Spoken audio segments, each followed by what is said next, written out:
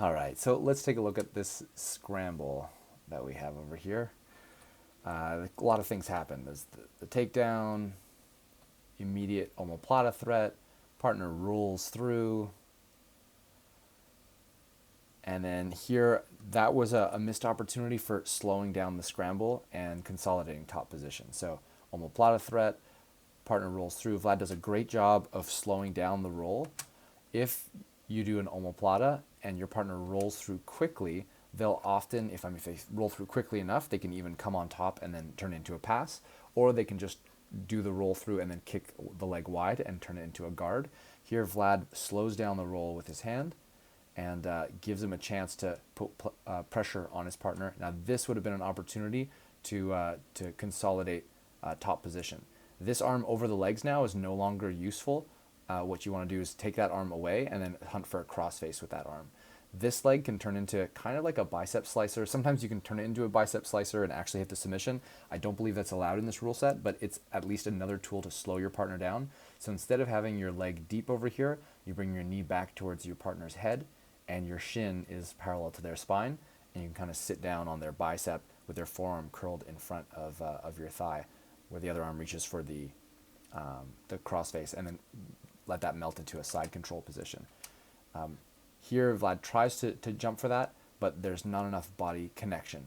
So it's sped up a little bit too much. You'd like to slow it down a little bit, and that could have been the tool to help slow that down. His opponent immediately turns into an underhook style escape from side control, and Vlad does put on the whizzer.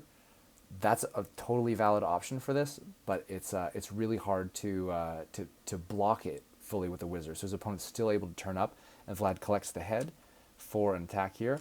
It would have been really cool to collect the head and not have the legs caught underneath you, so that you could go into a front headlock position but still be on top. But as it is, his partner was able to push him over. Now, Vlad still does a good job of coming on top here, so he flips him over with the front headlock and then comes back on top, but there was a risk there of getting pinned down on the ground. And yeah, that's enough of the crazy scramble commentary. That's a tricky one to talk through. All right, back into a more stable position, trying to pass the guard. I like this frame here, this hook that gives a lot of options. What I'd like to do with Vlad's right arm here is then switch to a scoop grip or an inside hip grip on this leg. So that can either be a scoop grip like an underhook on the leg, or it can be the forearm on the hip.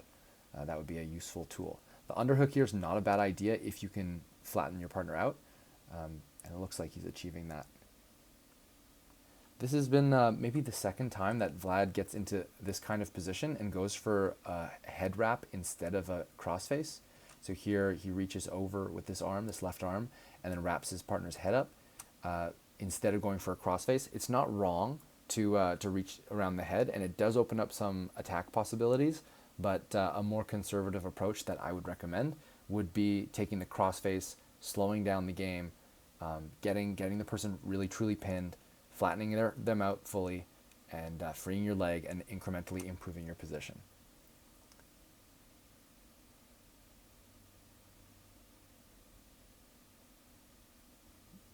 But I think Vlad had practiced a lot of front headlock series style attacks before going into this, and he was trying to hit his anaconda, which he's going for now. So it makes sense that he was trying to set that up.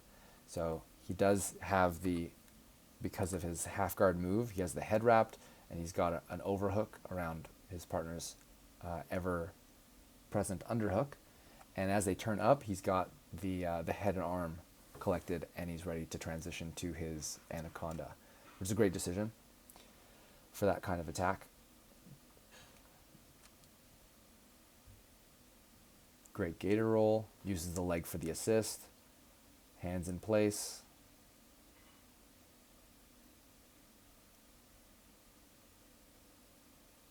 Here it would be better to keep your opponent down on this side. So that's a good move, and then here you want to keep him heavy on that side. So you can even sink your own shoulder down to the ground if you want.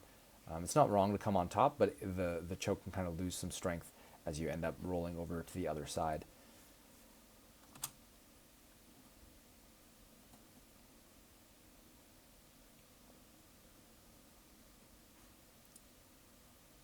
I think he got it. Nice. Wonderful submission. Second round done. Vlad Irimira. Victor again. They get a 1 minute break, rehydrate, and match number 3.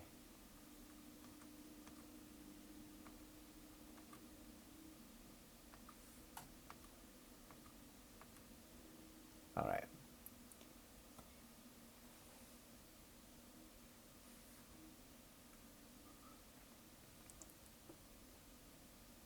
All right, some good grip fighting. Sticky underhooks. That was really nice there. Let's look at that again. Here, his opponent shoots in for the double leg, but Vlad's wise to it and tucks in an underhook early enough. Now, underhook is one of the best tools to block a shot. So look at how that happened again here.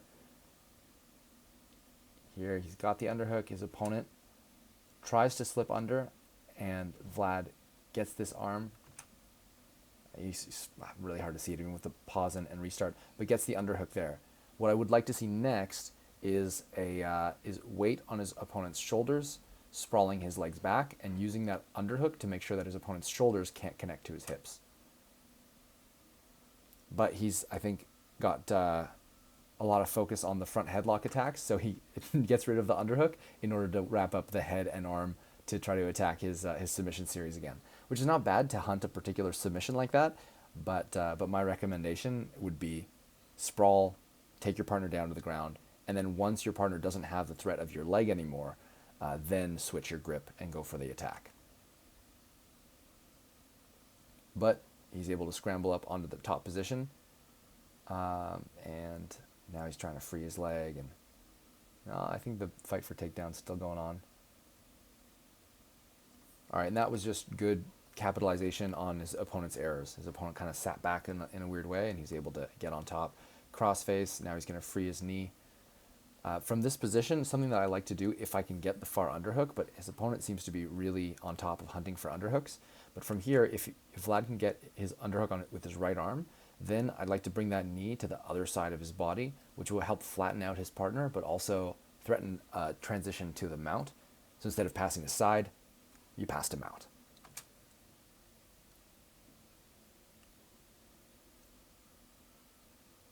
Yeah, there's the underhook. He's digging for it, but his partner's not giving it to him. That's another opportunity to use that forearm staple that I mentioned before. So here, if he can't get the underhook with his hand, he can just use his elbow against his partner's chest and then use his forearm to staple his partner out down that way.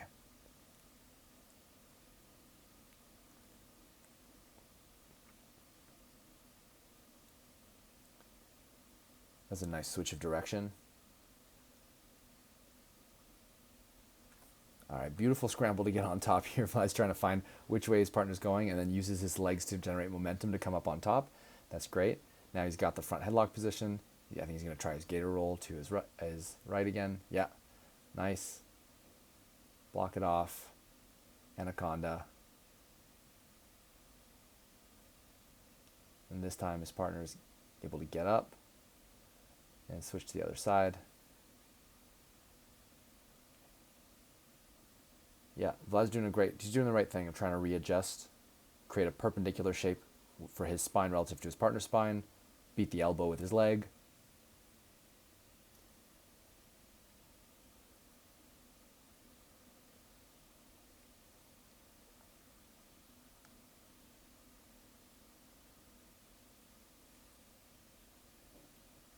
All right, they're too far out of bounds. They're going to get reset. That was a nice near back take as an exchange from that. I'm surprised here. I mean, not surprised because there weren't any points scored, but that was a very dominant round of exchanges for Vlad, and yet he's only got 2 advantages to show for it and only a minute left to work.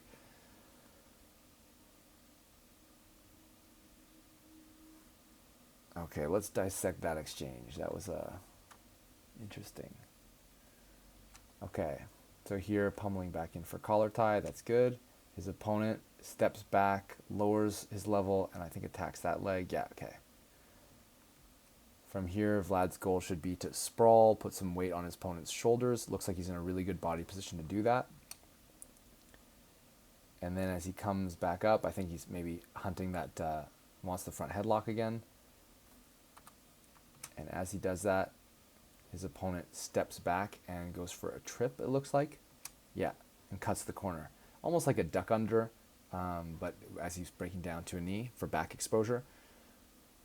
So how to prevent that? As you come up here, this position's no longer tenable. So Vlad's right arm is over his partner's head. This might be another case of chasing the front headlock too much. Because he wants the front headlock, he's trying to go for it and get his arm over his partner's head, but his partner's head is too high up, and even though his partner's in a weird position and a rounded back, his head is over his base of support, which does give him the option of like lowering his level, posting his chest through, and poking his head up, and then turning towards Vlad, and that means that his right arm is no longer blocking the path to his back. And that's kind of what we see here. His partner turns towards the camera, pokes his head out the back, and then reaches for a body lock and tries to transition into a back attack here. Now, this one thing, and this is kind of hard to do in a quick scramble like this, but one way to beat this would be, instead of trying to turn in towards your partner, would be to push them. Like right now, his base doesn't look very good towards the bathroom entrance. So Vlad could have stepped this leg over in front of him and tried to push him down onto the ground. But here, something that Vlad did, and I think this was a good instinct, is to hide his back on the mat, to try to turn around, and not. He felt like maybe there's a risk of the back exposure, so he got his back to the ground. That does count, however, as a 2-point takedown for his opponent. And there's only a minute left on the clock, so let's see what he can do in a minute. He's got one butterfly hook. I think he's trying to hit his omoplata attack again.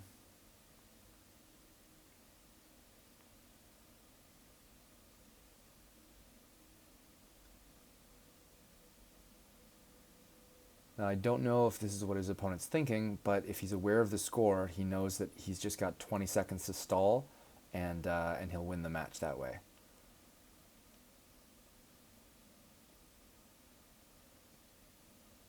So Vlad really would need, he would just need a sweep at this point to win the match on advantages.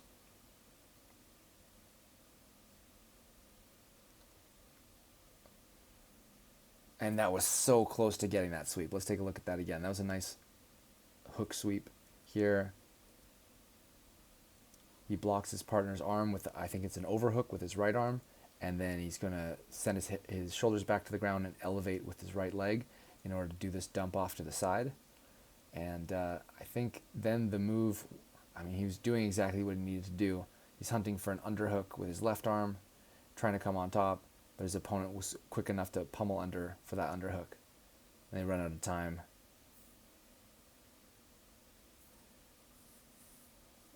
I mean, just a couple extra seconds and that would have been a sweep to knee on belly, and he would have won the match on points, but didn't score it. Good exchange, really nice training, great matches. Keep up the good work. See you next time.